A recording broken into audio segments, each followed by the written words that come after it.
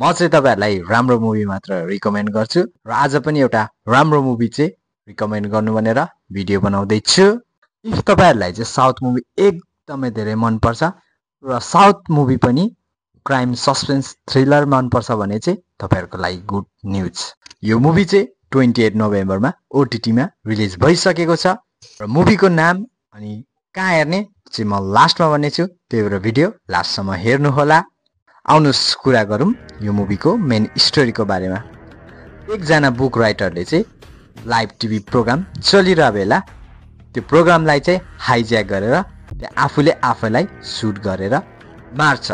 आफूले आफैलाई सुट गर्नुभन्दा अगाडि चाहिँ उसले के भन्छ भने अबको 5 दिन चाहिँ सिरियली एक जनाको मर्डर गर्छु भन्छ र यो काम चाहिँ मरिसकेको मान्छेले चाहिँ कसरी गर्छ यही कुराको इन्भेस्टिगेट गर्नको लागि चाहिँ हाम्रो मेन हिरो आउँछ र त्यसपछि के कस्तो हुन्छ यो तपाईहरुले मुभी हेरेर थाहा पाउनुहुन्छ। मुभीको सस्पेन्सले चाहिँ तपाईहरुलाई लास्टसम्म हुक गरेर राख्छ। तपाईहरुले एकचोटी मुभी स्टार्ट गरिसकेपछि तपाईहरुलाई बीचमा रोक्नु मन हुँदैन र यो मुभी कम्प्लिट गरिसकेपछि मात्र अरुतिर ध्यान हुन्छ र मुभी एकदमै धेरै दामी छ।